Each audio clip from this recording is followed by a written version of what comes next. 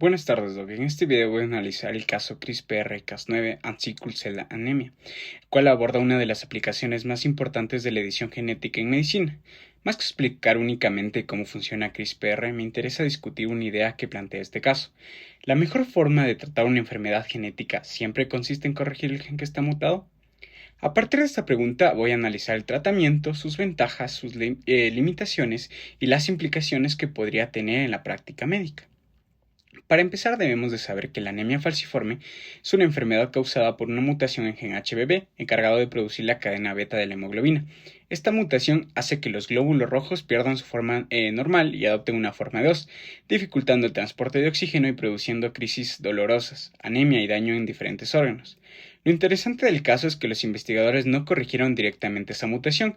En lugar de eso, utilizaron CRISPR para modificar un regulador llamado BCL11A, logrando que las células adultas volvieran a producir hemoglobina fetal, una hemoglobina que no presenta el mismo problema de polimerización.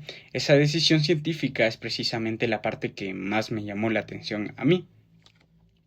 Como tal, cuando terminé de leer este caso, una pregunta que llamó mucho mi atención. Si la enfermedad se produce por una mutación en el gen HBB, ¿por qué los investigadores decidieron editar otro gen diferente? Pues al principio pensé que lo lógico era reparar directamente el gen mutado mediante CRISPR. Sin embargo, al analizar el mecanismo molecular, comprendí que la estrategia utilizada era incluso más interesante. Los investigadores no modificaron el gen HBB, lo que hicieron fue alterar un elemento regulador del gen BCL11A, específicamente un potenciador o un enhancer eritroide. ¿Por qué es importante esto? Porque BCL11A funciona como un factor de transcripción represor. Durante el desarrollo fetal, los genes de la gamma globina HBG1 y HBG2 se expresan normalmente y permiten sintetizar hemoglobina fetal. Después del nacimiento ocurre un proceso conocido como la hemoglobina switching, en el que aumenta la expresión de BCL11A y este factor se une a regiones reguladoras del ADN e inhibe la transcripción de los genes de la gamma globina, favoreciendo que la célula comience a expresar el gen HBB y produzca lo que es ya la hemoglobina adulta. Entonces comprendí que la enfermedad no solo depende del gen mutado, sino también de cómo se regula la expresión de los otros genes. CRISPR aprovecha precisamente ese mecanismo. Cas9, guiada por un ARN guía completamente, reconoce una secuencia específica del ADN y va a producir una ruptura de doble cadena. Posteriormente, la célula intenta reparar esa ruptura mediante el mecanismo de unión de extremos no homólogos o el NHJ, y aunque normalmente pensamos que NHJ es un mecanismo impreciso, en este caso esa imprecisión es justamente la que se busca, porque genera pequeñas inserciones o deleciones que inactivan el enlace tiroide de BCL11A. Como consecuencia, disminuye la cantidad del factor de transcripción en las células eritroides. Al reducirse ese represor, los genes HBG1 y HBG2 vuelven a transcribirse. Es decir, la célula reactiva un programa de expresión génica que normalmente solo estaba activo durante la vida o la etapa fetal.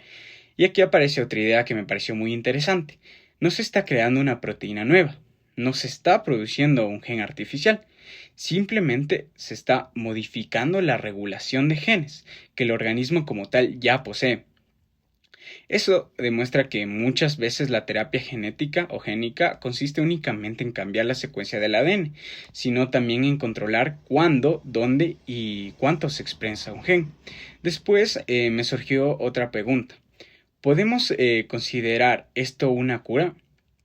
Como tal, desde el punto de vista molecular, la mutación del gen HBB continúa presente.